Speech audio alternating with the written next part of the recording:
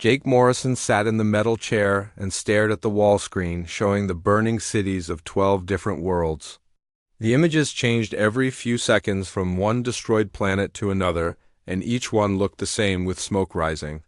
from what used to be homes and buildings where people lived their normal lives just weeks before General Patricia Wells walked into the briefing room, carrying a datapad, and her face showed the kind of tired look that came from too many sleepless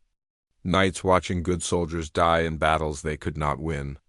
She sat down across from Jake and placed the pad on the table between them. Without saying anything for a long moment, the silence stretched until Jake finally spoke up and asked what everyone already knew but nobody wanted to say out loud, which was that the war was not going well for humanity and the alien ships kept winning every battle they fought, no matter how many human vessels showed up to stop them. Patricia nodded and touched the screen of her datapad, which made the wall display change to show a massive alien ship that looked like it was made from black crystal and metal welded together in ways that hurt to look at for too long. The ship was easily 10 times bigger than the largest human battleship and bristled with weapons that could destroy entire cities with single shots. She told Jake that the ship was called the Eternal Dominion and it served as the command center for the entire alien fleet in this sector of space, which meant that if someone could somehow get inside and damage the right systems, then maybe the whole invasion force would fall apart like a house of cards in a strong wind. Jake studied the image and mentally calculated the odds of a single person surviving long enough inside that ship to accomplish anything useful, and the numbers did not look good, but he had volunteered for dangerous missions before and lived to tell about them, so he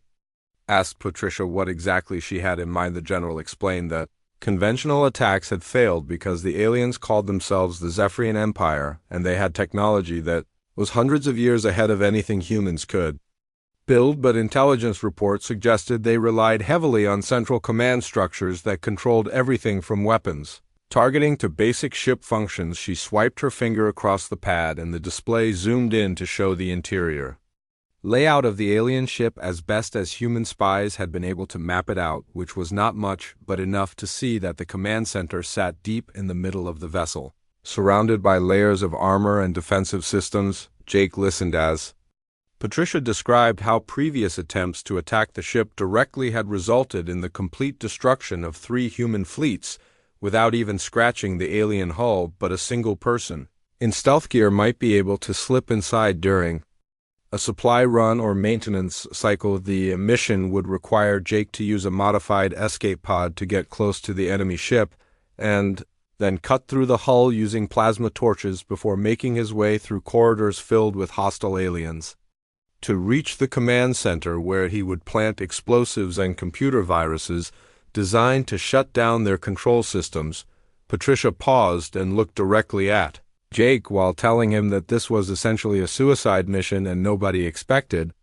him to make it back alive, but if he succeeded, then the 3 million civilians on New Pittsburgh colony might have a chance to evacuate before the aliens arrived to enslave or kill them all. Jake thought about his sister Lisa, who lived on New Pittsburgh with her husband and 2 young children, and how they had sent him pictures just last week of the kids playing in their backyard under the light of that system's orange sun, while completely unaware that death was traveling toward them through space. He also thought about all the other families and all the other worlds that had already fallen to the Zephyrian Empire, and how many more would follow if somebody did not find a way to stop them before they conquered everything humanity had built among the stars. The room stayed quiet while Jake considered his options, which really came down to accepting the mission and probably dying in the attempt, or refusing and watching his sister's world burn along with countless others until the aliens eventually reached Earth itself and finished what they had started. Patricia did not pressure him or try to convince him with speeches about duty and honor, because they both knew what was at stake, and Jake had never been the type of soldier who needed motivation from others when he could see the job that needed doing right in front of him. Finally, Jake stood up and told the general he would take the mission, but wanted access to the best equipment available and complete tactical data about Zephyrian ship design and alien biology, because if he was going to die trying, then he wanted to make sure his death accomplish something worthwhile. Patricia smiled for the first time since entering the room and said that everything he requested was already being prepared, including modifications to his combat armor that would allow him to survive an alien atmosphere and weapons specifically designed to penetrate Zephyrian defenses. She explained that he would have 6 hours to study the mission files and undergo final equipment checks before launching in a stealth pod that would carry him across 2 million kilometers of empty space to reach the enemy flagship, where his real work would begin. Jake picked up the data pad and headed for the door, but stopped when Patricia called his name and told him that if anyone could pull off this impossible mission, it would be him, because he had always found ways to win when everyone else said victory was impossible. He nodded and walked out into the corridor, knowing that in 6 hours he would either be dead or on his way to becoming the most hunted man in Zephyrian space. But either way, the war was about to change in ways nobody could predict. The stealth pod drifted through space like a piece of dead metal while Jake watched the Eternal Dominion grow larger on his screen until it filled his entire view, and he could see individual weapon ports and sensor arrays jutting out from the crystalline hull like mechanical thorns. His pod's computer had been tracking the alien ship's patrol patterns for 3 days and finally detected a gap in their sensor coverage that lasted exactly 4 minutes and 12 seconds, which would barely give him enough time to reach the hull and cut through before their next scan cycle began. Jake activated the plasma torch and felt the pod shudder as its cutting beam sliced into the alien metal, which turned out to be much harder than expected, but eventually gave way with a sound like breaking glass that he felt through his boots more than heard through the vacuum of space. The hole opened into a maintenance corridor that glowed with purple light from strips of crystal embedded in the walls, and Jake squeezed through while trying not to think about what would happen if his suit failed in the toxic atmosphere that readings showed was filled with chemicals that would dissolve human lungs in seconds. His first steps inside the enemy ship felt strange because the gravity was lighter than Earth normal, and the floor seemed to pulse slightly under his feet as if the whole vessel was alive and breathing, which made him wonder what kind of creatures could build something that felt so organic yet clearly used advanced technology. The corridor stretched in both directions with no obvious markings to show which way led deeper into the ship, so Jake consulted his tactical display and chose the path that his computer calculated would take him toward the center, where intelligence reports suggested the command systems would be located. Moving through the alien ship required constant attention, because every surface was covered with sensors and monitoring devices that could detect movement or heat signatures if he made even small mistakes. But his stealth suit had been designed specifically for this mission and so far seemed to be working. After 20 minutes of careful movement, Jake encountered his first Zephyrian soldier, which turned out to be a creature nearly 8 feet tall with 4 arms ending in claws and skin that looked like it was made from the same crystal material as the ship's walls. The alien carried a weapon that resembled a rifle but was clearly designed for hands much larger than human ones, and when it moved, Jake could see that its joints bent in ways that would be impossible for any Earth creature, which explained why the corridors were built with such strange angles. Jake waited in an alcove until the soldier passed, and then followed at a distance to learn more about their patrol patterns and behavior, which seemed very rigid and predictable, as if they followed programmed routes rather than making decisions based on what they saw or heard. The alien stopped at regular intervals to check control panels built into the walls, and each time it would place one of its 4 hands on a crystal surface that would glow brighter for a few seconds before returning to its normal purple light, which Jake guessed was some kind of status check when the patrol moved out of sight. Jake approached one of the control panels and studied its design, which was completely unlike anything humans had ever built, with symbols that seemed to shift and change when he looked at them directly, but held steady in his peripheral vision. His suit's computer began recording everything it could scan about the alien technology, while Jake used a small device to tap into the ship's data networks, which proved easier than expected because the Zephyrians apparently did not expect internal security threats and had not protected their systems against infiltration. The data flowing through the ship's networks painted a picture of a highly organized Society where every individual had a specific role and function assigned from birth and nobody ever questioned orders or acted independently, which explained why their military tactics were so effective but also suggested potential weaknesses. Jake began to understand that the Zephyrians operated more like a computer program than a group of independent, thinking beings, and if he could find the right commands or disrupt the right systems, then maybe he could cause confusion throughout their entire chain of command. His first experiment involved using his computer to send false status reports through the ship's communication system, which resulted in 3 different patrol units being redirected to areas where nothing was actually wrong, while leaving other sections temporarily unguarded. The success of this small test encouraged Jake to try more ambitious sabotage efforts, and he began working his way deeper into the ship while planting small devices that would interfere with their sensors and communication equipment in ways that would not be immediately obvious. Each piece of equipment he disabled created small problems that would force the aliens to spend time investigating and repairing systems instead of focusing on their invasion plans, which might not stop them completely but would definitely slow them down. Jake's progress through the ship revealed more about Zephyrian technology and society than human intelligence had gathered in months of studying their captured equipment, because he was seeing how everything worked together as a complete system rather than just individual pieces. The aliens had built their ship like a living organism where every part depended on every other part, and removing or damaging key components could cause failures throughout the entire structure, which was exactly the kind of weakness Jake had been hoping to find. As he moved closer to what his scanner indicated was the ship's central command area, Jake encountered more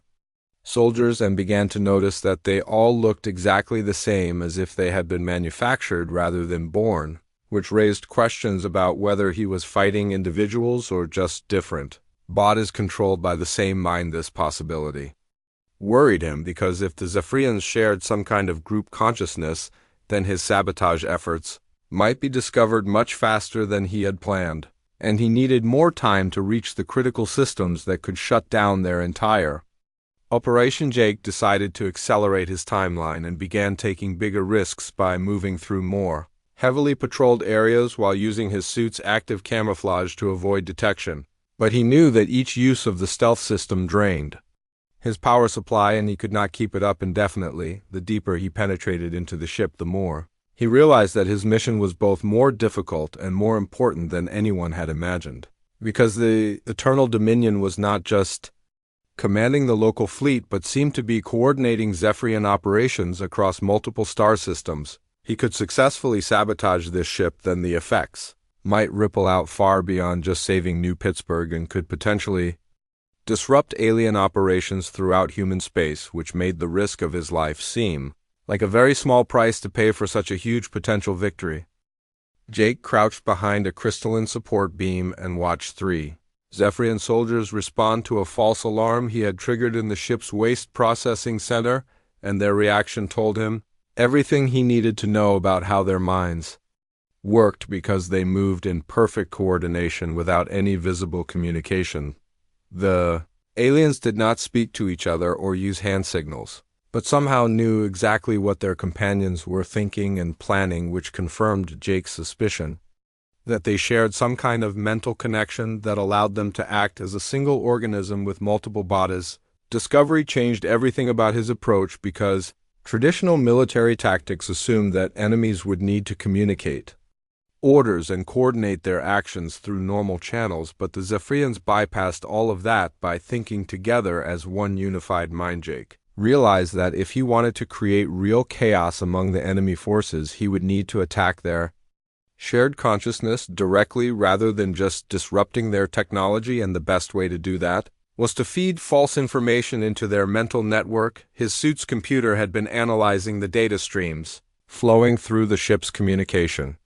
systems and had identified patterns that seemed to match brainwave frequencies, which suggested that the aliens used their technology to amplify and coordinate their natural telepathic abilities. Working carefully to avoid detection, Jake began modifying the signals in the ship's neural network by introducing small inconsistencies and contradictions that would create confusion without being obvious enough to trigger immediate investigation by whoever or whatever was controlling the collective mind. The first sign that his psychological warfare was working came when he observed a patrol unit stop in the middle of a corridor and stand motionless for several minutes as if they were trying to resolve conflicting instructions. Before finally moving off in the wrong direction, encouraged by this success, Jake increased his efforts and began inserting completely false orders into the communication system, including commands for units to report to locations that did not exist, and requests for status updates on equipment that had never been installed. Within an hour, the effects were spreading throughout the ship as different sections received contradictory information and began operating according to incompatible instructions, which created a cascade of confusion that grew larger with each passing minute. Jake watched from hidden positions as Zephyrian soldiers wandered through corridors looking lost and uncertain, while their normally perfect coordination broke down into hesitation and mistakes that would have been impossible just hours before. The psychological impact of attacking their shared consciousness turned out to be even more effective than Jake had hoped, because the aliens had never experienced individual doubt or confusion and had no mental defenses against the kind of uncertainty that humans dealt with every day. As the chaos spread, Jake began targeting specific, high-ranking officers by studying their movement patterns and feeding them false information that would lead them to make decisions that conflicted with orders from their superiors. One commander received fake reports of hull breaches that sent engineering teams rushing to repair damage that did not exist, while another was told that human boarding parties had been detected in sections of the ship where Jake had never been. The beauty of this approach was that the aliens' own efficiency worked against them, because they responded immediately to every alert and followed every order without question, which meant that false information spread just as quickly as real intelligence. Jake's understanding of human psychology proved invaluable, as he predicted how the Zephyrians would react to different types of misinformation and crafted his deceptions to exploit their rigid thinking patterns and inability to adapt to unexpected situations. The ship's central computer systems became his primary target as he worked to gain deeper access to the neural networks that connected every alien mind aboard the vessel, which required him to move through increasingly dangerous areas where security was tighter. Each level closer to the command center brought new challenges, as Jake encountered more sophisticated detection systems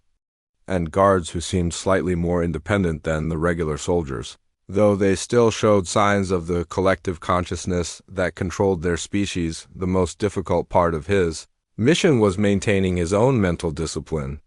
while surrounded by creatures whose thoughts were linked together, because he could sometimes sense the edges of their shared awareness pressing against his mind like a cold wind. Jake's training in meditation and mental focus helped him resist whatever psychic influence the aliens might be projecting, but he could feel the strain of maintaining his individual identity while operating inside what was essentially a single vast brain. The deeper he penetrated into the ship, the more he realized that the Eternal Dominion was not just a military vessel, but also served as a kind of central processing unit for Zephyrian operations across multiple star systems, with data streams flowing in from dozens of other ships and colonies. This discovery made his mission even more critical, because damaging the ship's command systems would not only disrupt the local invasion fleet, but could potentially blind the entire Zephyrian Empire in this region of space and give humanity a chance to strike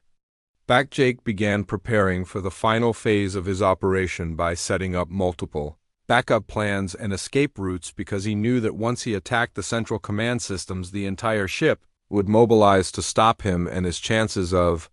survival would drop to almost zero. The evidence of his sabotage was already becoming obvious, as sections of the ship experienced system failures and communication breakdowns that forced the aliens to divert resources from their primary mission.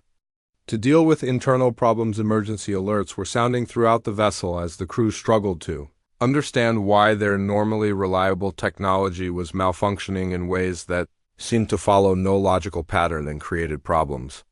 faster than they could be fixed. Jake could see the psychological impact of these failures on individual Zephyrians, who were beginning to show signs of stress and uncertainty that their species had probably never experienced before, which gave him hope that his unconventional approach might actually succeed. The final approach to the command center would require him to cross through the most heavily defended section of the ship, where the elite guards were stationed and where the collective consciousness would be strongest and most difficult to deceive with false information. The command center doors stood before Jake like a wall of living crystal that pulsed with energy patterns he could feel through his boots, and the closer he got, the more the air itself seemed to vibrate with the mental pressure of dozens of alien minds working in perfect harmony. His suit's sensors were screaming warnings about dangerous radiation levels and psychic interference that could damage human brain tissue, but Jake pressed forward because he had come too far to turn back now, and the explosive charges in his pack were specifically designed to survive whatever environment he might encounter. The guards outside the command center were different from the regular soldiers he had encountered throughout the ship because these creatures moved with individual purpose and seemed to maintain some degree of personal awareness even while connected to the collective consciousness. Jake studied their patrol patterns and realized that these elite warriors would be much harder to fool with false information because they had been trained to think independently when necessary and could probably detect deception better than their more programmed companions. Getting past them required a direct approach that relied on speed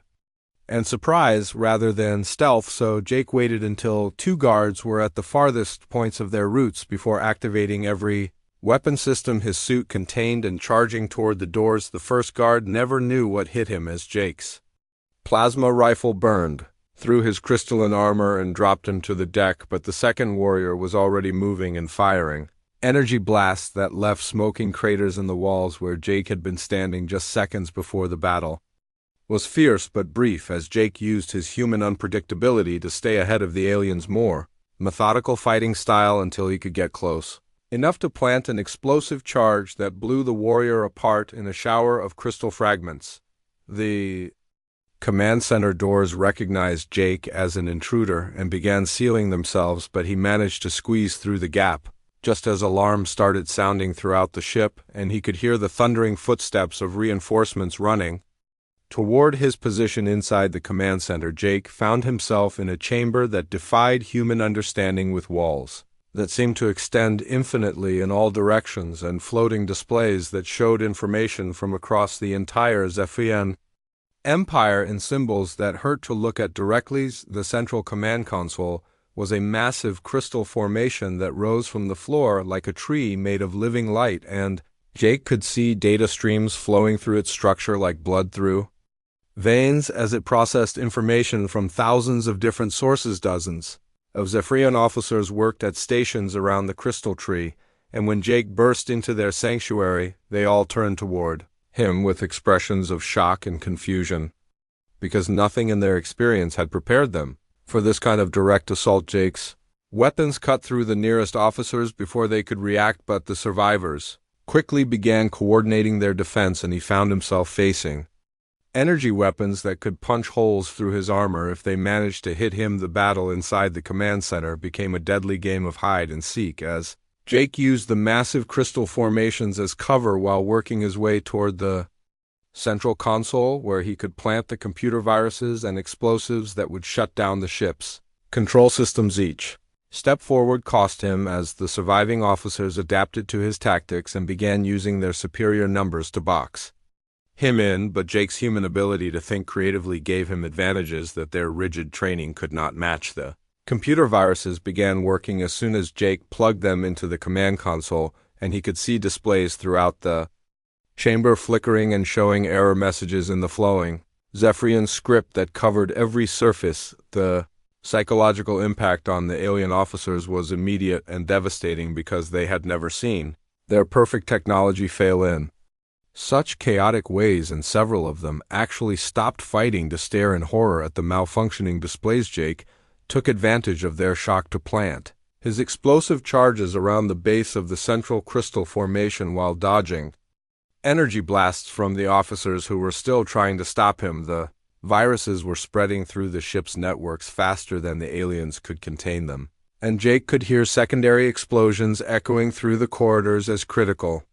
systems overloaded and failed throughout the vessel. Commander, Vexthel burst into the command center leading a squad of elite guards just as Jake activated the timer on his explosives, and the alien leader's face showed a mixture of rage and disbelief that a single human had penetrated so deeply into their most secure facility. The final confrontation between Jake and Vexthel lasted only minutes but felt like hours as the two warriors tested each other's skills while explosions rocked the ship and emergency lights cast shifting shadows across the crystal walls. Jake realized that this alien commander was different from the others because he showed genuine tactical intelligence and could adapt his fighting style to counter human unpredictability, which made him the most dangerous opponent Jake had ever faced. The battle ended when Jake managed to trick Vexthel into positioning himself near one of the explosive charges, and the blast sent both fighters flying across the chamber, with the alien commander taking the worst of the damage. With the command center in ruins and the central crystal formation cracked beyond repair, Jake made his way toward the emergency exit he had identified during his initial reconnaissance. While the ship around him began tearing itself apart, the computer viruses had spread into every system aboard the Eternal Dominion and were causing cascade failures that the surviving crew could not stop or even understand, because human programming logic was completely alien to their way of thinking. Jake could feel the ship's artificial gravity fluctuating as he ran through corridors filled with smoke and debris, while Zephyrian soldiers ran past him in the opposite direction, trying to reach damage control stations that no longer existed. The escape pod bay was in chaos as alien crew members fought each other for access to the few remaining functional pods, while automated systems announced evacuation orders in their musical language that sounded like breaking glass. Jake reached his hidden emergency pod just as the ship's main power core began overloading, and he could feel the deck plates heating up under his feet as massive energies built toward an explosion that would be visible from orbit. Jake's escape pod shot away from the dying Eternal Dominion just as the massive dreadnought began its final death spiral, with internal explosions lighting up its crystal hull like a deadly fireworks display that could be seen across the entire star system. Behind him, the command ship that had coordinated the invasion of 12 human worlds was tearing itself apart from the inside as the computer viruses continued spreading through systems that had been designed to be perfect and unchanging, but could not adapt to the chaos that human creativity had introduced. The pod's communication system crackled to life with transmissions from Zephyrian ships throughout the fleet, and Jake could hear the confusion and panic in their musical voices as ship after ship reported that they had lost contact with the Eternal Dominion and no longer had instructions for continuing their mission. Without the central command structure that had controlled every aspect of their operations, the highly organized alien fleet began fragmenting into individual units that had no idea how to coordinate with each other or even what their objectives were supposed to be. Jake watched through his pod sensors as some Zephyrian vessels attempted to maintain their attack formations, while others broke off and began heading back toward their home territories, and still others simply stopped moving as if their crews were paralyzed by the absence of orders from above. The destruction of the Eternal Dominion sent shockwaves through the entire Zephyrian invasion force, because these aliens had never learned to think independently, and when their central authority disappeared, they were left like children who had lost their parents in a crowded marketplace. Captain Susan Blake's voice came through Jake's communication system from the Terran command ship that had been waiting at the edge of the system, and she sounded amazed as she reported that the entire enemy fleet was falling apart without any additional human intervention. Jake transmitted his status report while watching the final moments of the massive alien dreadnought as its crystal structure began glowing white hot and cracks spread across its hull like lightning bolts made of pure energy. The explosion, when it came, was spectacular beyond anything Jake had ever seen, as the Eternal Dominion simply disintegrated in a flash of light that briefly outshone the system's star and sent debris racing outward in all directions at a significant fraction of light speed. The shockwave hit Jake's pod several minutes later and sent him tumbling through space, while his instruments went crazy trying to process the massive energy release that marked the end of the most powerful ship in the Zephyrian fleet. When the sensors cleared, Jake could see that the alien formation had completely collapsed, with ships scattered across millions of kilometers of space, and many of them showing signs of damage from debris or from collisions with other vessels. In their fleet, some Zephyrian commanders were trying to re-establish order, but without the central coordination system they had relied on for centuries. Their efforts were chaotic and ineffective, as different units received conflicting orders or simply ignored communications entirely. The psychological impact on the alien crews was even more devastating than the physical destruction, because the Zephyrians had built their entire civilization around the concept of perfect order and central control, and Jake's mission had shattered those fundamental beliefs. Captain Blake reported that Terran reinforcement fleets were jumping into the system from multiple directions and finding virtually no organized resistance, as the demoralized alien forces either surrendered immediately or fled toward the edges of human space. Jake's pod was picked up by the rescue ship Defiance, and as he climbed out of the cramped cabin, he could see through the viewports that the space around New Pittsburgh was filled with debris from destroyed alien vessels and the scattered remnants of what had been an unstoppable invasion. Fourth, the medical team that checked him over found only minor injuries despite everything he had been through, and Jake realized that his unconventional approach to warfare had not only saved his own life but had also fundamentally changed the balance of power in the war between humans and aliens. The intelligence data he had gathered during his infiltration of the Eternal Dominion was already being analyzed by Terran scientists and military strategists, who were amazed to learn how dependent the Zephyrian Empire was on centralized command structures that could be disrupted by relatively simple sabotage techniques. News of Jake's success spread through human space faster than the official military reports, and within hours, colonies throughout the frontier were celebrating the first major victory against the alien invaders, who had seemed invincible just days before. The Zephyrian Empire's response to losing their flagship and command center was swift but panicked, as they began recalling invasion fleets from across human space to defend their core territories against what they now recognized as a serious threat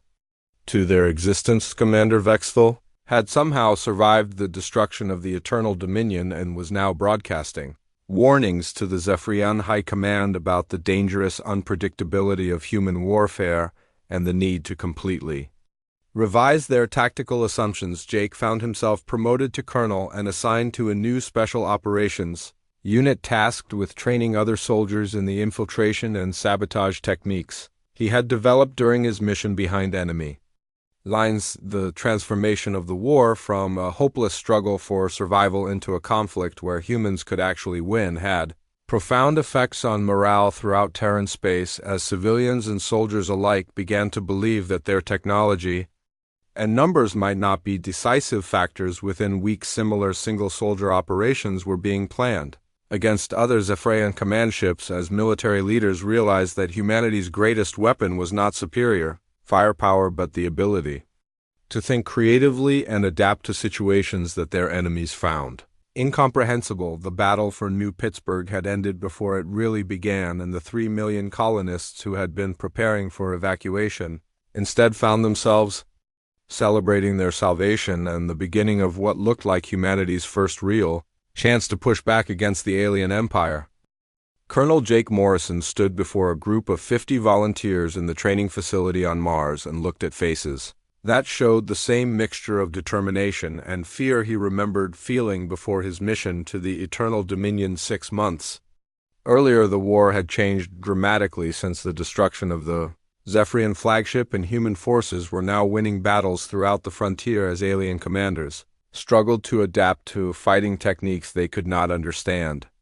or predict. Captain Susan Blake entered the briefing room carrying reports from the latest operations, and her smile told Jake that the news was good even before she announced that 3 more Zephyrian command ships had been successfully infiltrated and destroyed by teams trained in his methods. The ripple effects of Jake's original mission continued spreading through both human and alien space, as the psychological warfare techniques he had developed proved effective against enemies who had never learned to cope with chaos and uncertainty. Lisa Morrison had traveled from New Pittsburgh to attend her brother's promotion ceremony, and Jake could see the pride in her eyes as she watched him address the newest class of infiltration specialists, who would carry the fight directly into the heart of enemy territory. The volunteers came from every branch of the Terran military and represented dozens of different worlds, but they all shared the common goal of learning how to turn human unpredictability into a weapon that could defeat technologically superior opponents. Jake began his lecture by explaining that traditional military thinking focused on matching the enemy's strengths, but the key to defeating the Zephyrians was to exploit their weaknesses, which included their inability to function without central authority and their reliance on rigid command structures. The training program he had developed combined physical infiltration techniques with psychological warfare methods that took advantage of human creativity and adaptability while avoiding direct confrontations where alien technology provided overwhelming advantages. Each student learned to think like a saboteur rather than a soldier and to see enemy ships not as fortresses to be conquered, but as complex systems that could be disrupted by attacking the right components in the right sequence. The success of these operations had forced the Zephyrian Empire to completely restructure their military organization as they tried to defend against threats they could not predict or counter using conventional tactics. Commander Vexthal had become something of a celebrity within alien military circles as one of the few survivors who had actually fought against human infiltrators and lived to describe the experience to his superiors. His reports painted a picture of human warriors who fought without logic or pattern and could adapt their tactics faster than alien commanders could respond, which challenged fundamental assumptions about how civilized beings were supposed to conduct warfare. The Zephyrian High Command had begun implementing new security protocols on their ships, but these measures were based on their understanding of threats they had faced before and could not account for the creative problem-solving abilities that made humans so dangerous. Jake's students learned to use this alien blind spot to their advantage by constantly changing their methods and finding new ways to exploit systems that had